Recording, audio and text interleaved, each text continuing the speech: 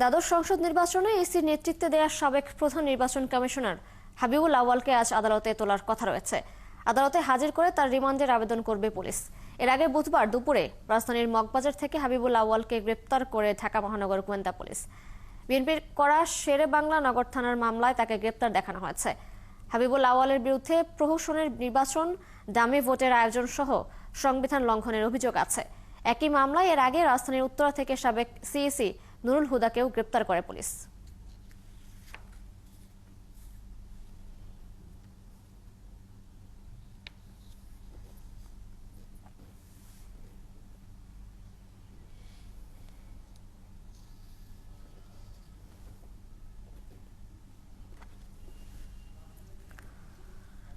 সাবেক সিইসি হাবিবুল আউয়ালকে আদালতে হাজির করার কথা রয়েছে আজ। সে বিষয়ে জানাতে আমাদের সাথে যোগ দিচ্ছেন সহকর্মী সুমন তানভীর।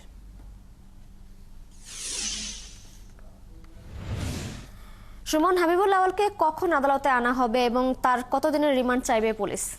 দেখেন, আমরা আধা ঘন্টা আগে কথা বলেছিলাম মামলার যিনি তদন্ত কর্মকর্তা আছেন, তিনি কিন্তু আমাদের জানালেন তখনও তিনি শেরেবাংলা নগর থানায় আছেন। আপনি জানেন যে মামলাটি শেরেবাংলা নগর থানায় বিএনপির করা একটি মামলায় গতকাল তাকে গ্রেপ্তার করা হয়েছে এবং গতকাল 2টার দিকে তাকে গ্রেপ্তার করা হয়েছে। এবং আমরা জানি যে 24 ঘন্টার ভিতরে আসলে আসামিকে আদালতে প্রডিউস করতে হয়, সেই হিসাবে কিন্তু 2টার ভিতরে আসামিকে আদালতে নিয়ে আসার কথা রয়েছে। তবে আমরা যখন সকালে কথা বলছিলাম আসলে মামলার তদন্ত কর্মকর্তার সঙ্গে, তিনি বলছিলেন যে তিনি এখন ডিবি কার্যালয়ে যাবেন। আমরা কিন্তু জানি যে গতকাল গ্রেপ্তারের পর থেকে অর্থাৎ মগবাজার থেকে যখন গ্রেপ্তার করেছে এবং গ্রেপ্তারটিও কিন্তু আসলে গোয়েন্দা পুলিশই করেছে, মগবাজার তার এক আত্মীয়ের বাসায় থেকে তাকে গ্রেপ্তার করা হয়েছে। আমরা জানি যে তার বাসা আসলে পরিবাগ এবং আমরা গত রবিবার যখন আরেক কমিশনার নুরুল হুদাকে গ্রেপ্তার করা হয়েছিল সেই দিনই আমরা শুনছিলাম যে এই সাবেক সিইসি ওনাকেও গ্রেপ্তার করা হয়েছে। তবে তার পরবর্তীতে ডিবি পুলিশ আমাদেরকে গতকাল যে বিষয়টি পরিষ্কার করলো যে আসলে তাদের কাছে তথ্য ছিল বসুন্ধরা এলাকায় তিনি আছেন। সেই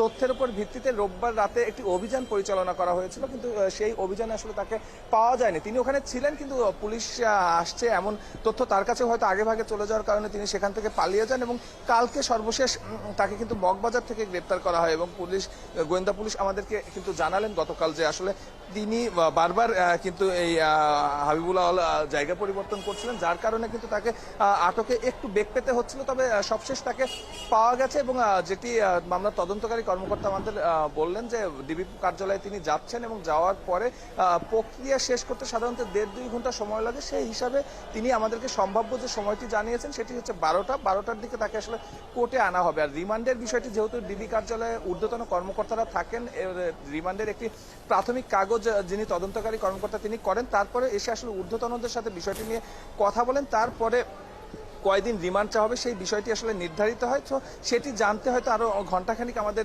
সময় লাগবে। তবে সর্বশেষ যিনি সিইসি যাকে আসলে গ্রেপ্তার করা হয়েছে এবং যিনি এখন রিমান্ডে আছেন নুরুল হুদা, তার বেলায় আমরা যেটি দেখেছিলাম তার 10 দিন রিমান্ডের আবেদন করা হয়েছিল এবং সেই 10 দিন রিমান্ডের প্রেক্ষিতে এই আদালত তার 4 দিনের রিমান্ড মঞ্জুর করে। আজকে বুধবার অর্থাৎ তার 2 দিন রিমান্ড কিন্তু অলরেডি হয়ে গেছে এবং কালকে আমরা যখন ডিবি কার্যালয়ে গিয়েছিলাম আমরা কিন্তু দেখেছি যে তাকে পুলিশ থেকে এখন ডিবি কার্যালয়ে নিয়ে আসা হয়েছে এবং গোয়েন্দা পুলিশ তাকে জিজ্ঞাসাবাদ করছে। আসলে তাকে কোন বিষয়গুলো জিজ্ঞাসাবাদ করা হবে কিংবা এই যে সিসি হাবিবুল আউয়াল তাকে কোন বিষয়গুলো জিজ্ঞাসাবাদ করে সেই প্রশ্নগুলো কিন্তু আমরা ডিবি যারা অফিসার আছেন তাদের সঙ্গে জিজ্ঞেস করছিলাম।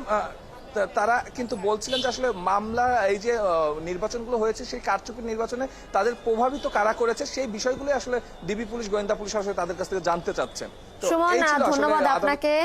আপনি আছেন সেখানে, খোঁজ খবর রাখতে থাকুন। নিশ্চয়ই পরবর্তীতে যখন তাকে আদালতে হাজির করা হবে আমরা আবারও যুক্ত হব এবং এই বিষয়ে দর্শকদের আরো বিস্তারিত জানাতে পারবো।